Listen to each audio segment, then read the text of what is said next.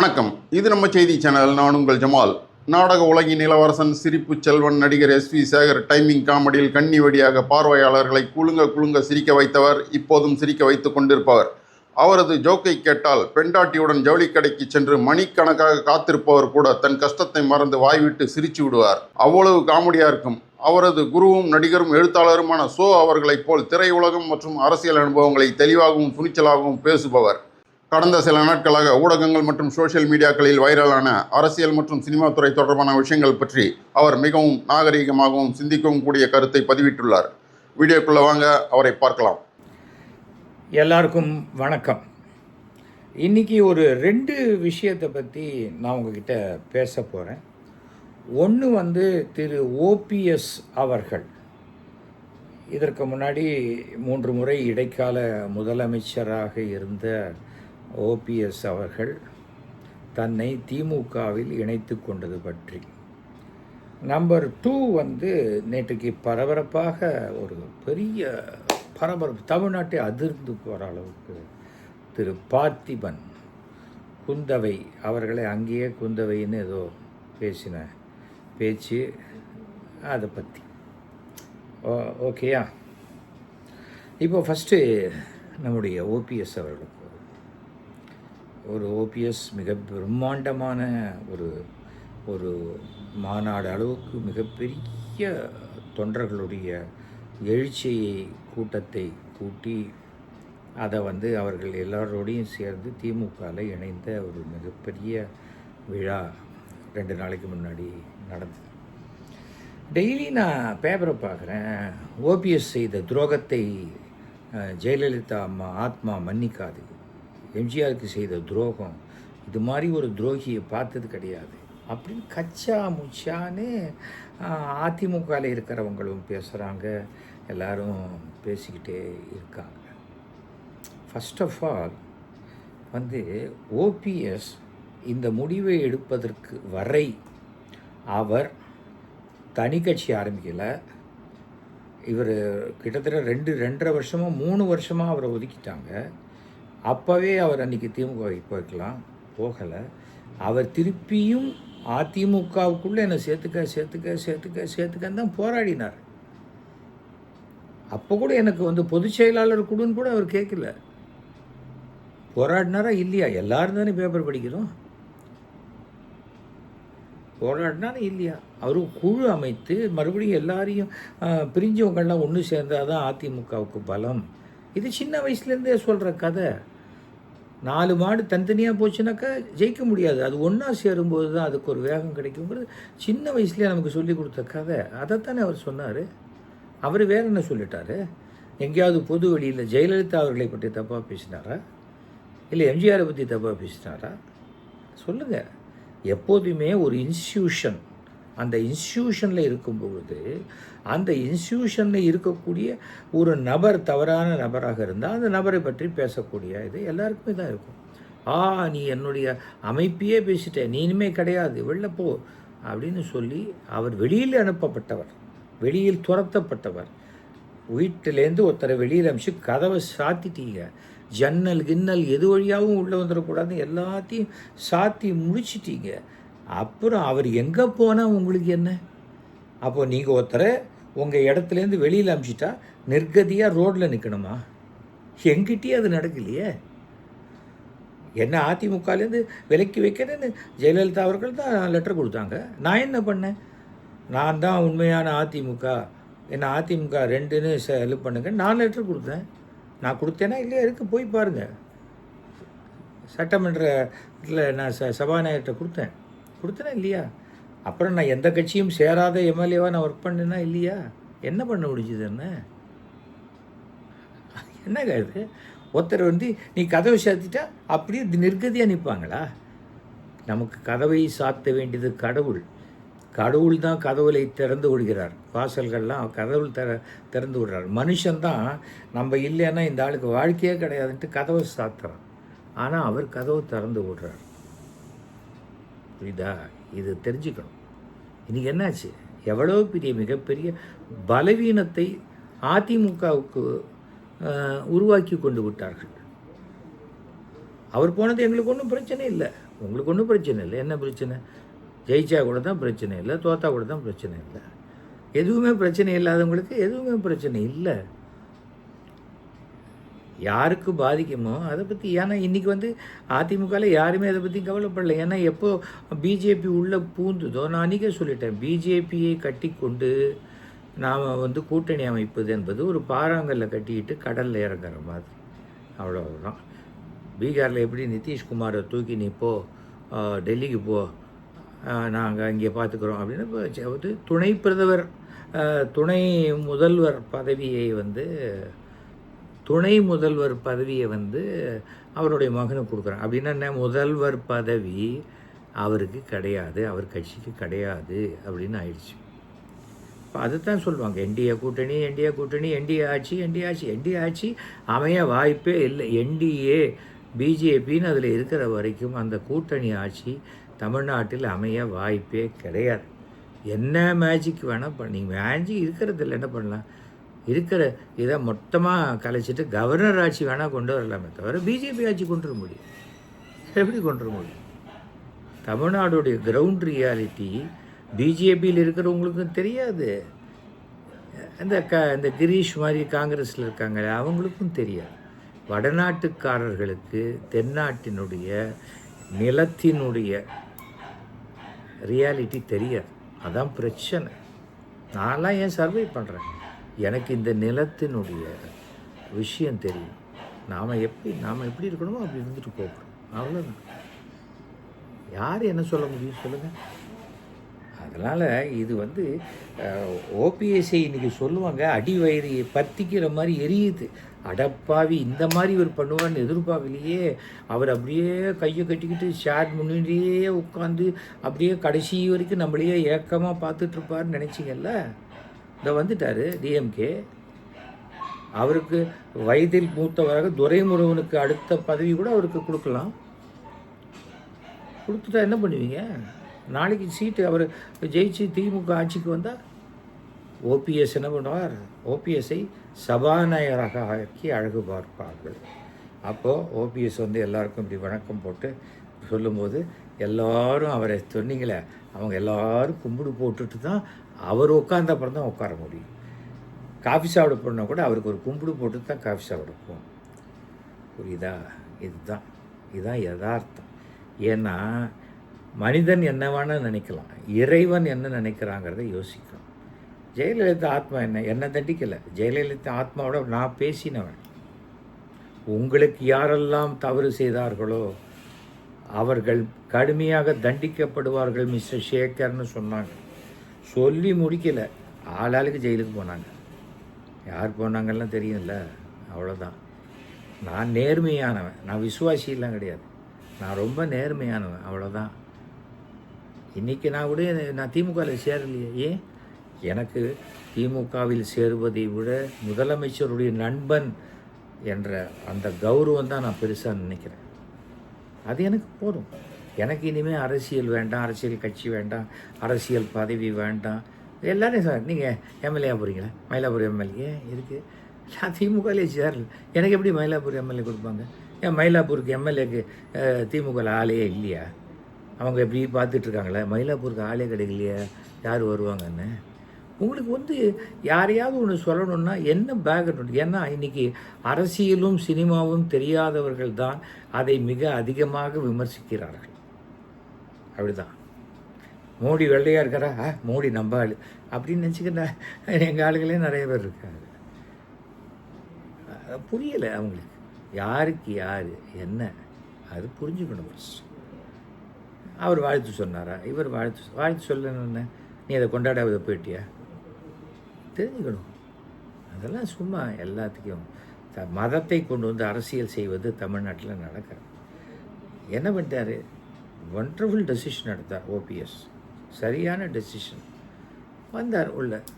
இப்போ ஓபிஎஸ்ஸை விட்டு அவங்களுக்கு முன்னாடி கொஞ்சம் பேர் உள்ளே வந்திருக்காங்க. அவங்களும் அதே இடத்துக்கு தானே வந்திருக்காங்க. ஓபிஎஸ் எங்கே வந்திருக்காரு? நான் சொன்னேன், நீங்கள் எதுக்கு சார், நீங்கள் என்னத்துக்கு கூச்சப்படவோ, நீங்கள் வந்து ஐயோ நான் என்ன பதில் சொல்கிறேன்னு நீங்கள் நினைக்க வேண்டிய அவசியமே கிடையாது.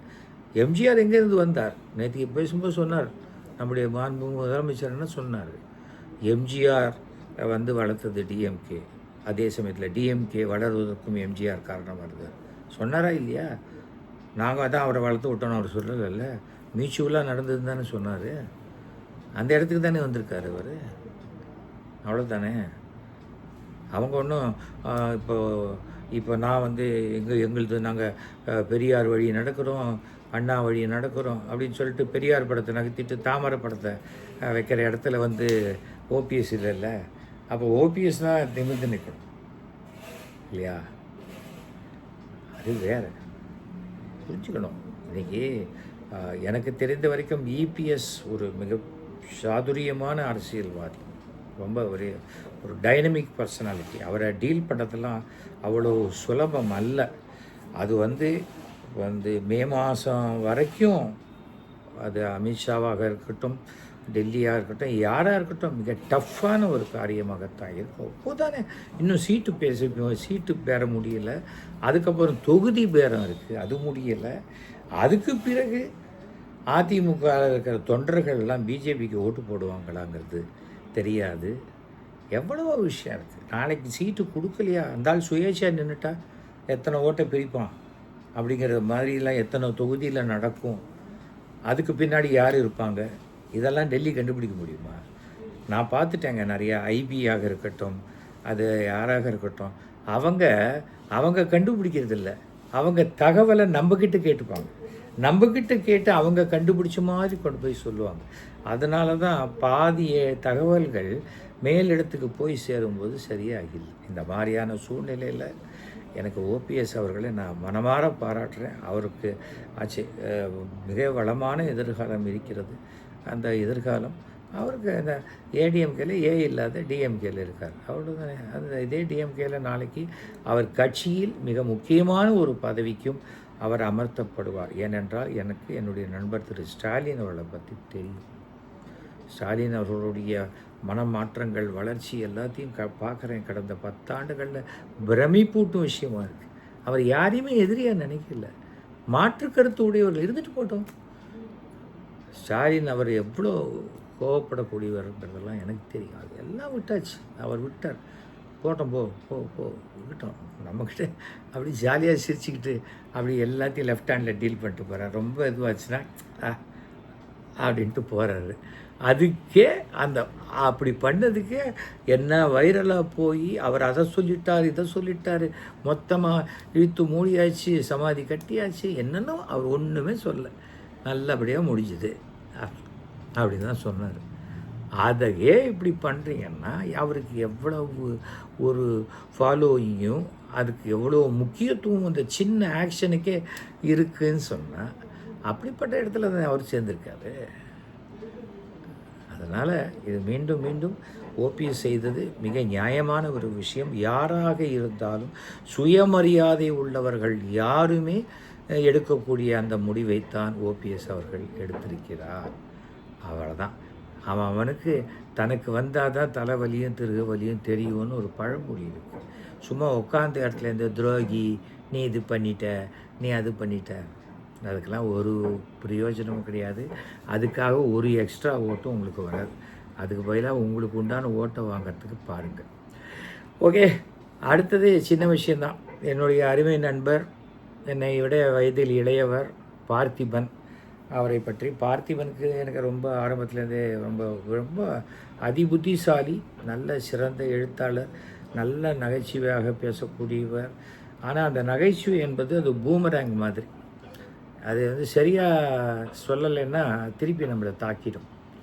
அதுதான் அது தேவையில்லாமல் அவர் த்ரிஷாவை பற்றிய ஒரு விஷயத்தை சொல்லி, த்ரிஷா ஃபோட்டோ வந்துடுச்சு, அதை பற்றி சொல்லுங்கங்கிறாங்க. நானாக இருந்தால் இல்லை சார் இதை விட்டுருங்க, அப்புறம் வேறு அடுத்த ஃபோட்டோ காட்டுங்கன்னு சொல்லியிருப்பேன். காரணம், த்ரிஷா இன்றைக்கி அரசியலில் கிடையாது. த்ரிஷா ஒரு நடிகையாக, அவரோட கூட நடித்த ஒரு சக நடிகையாக இருக்கிறார். அப்படியே நீங்கள் ஏதாவது த்ரிஷாவை பற்றிய ஒரு கமெண்ட்டு சொல்லணுன்னா த்ரிஷாவுக்கு ஃபோன் பண்ணி நேரம் சொல்லுங்கள், என்னம்மா அப்படின்னு சொல்லுங்கள். ஒரு பிரதர்லி அஃபெக்ஷனோட சொல்லுங்கள், ஒரு ஃப்ரெண்ட்லியாக சொல்லுங்கள்.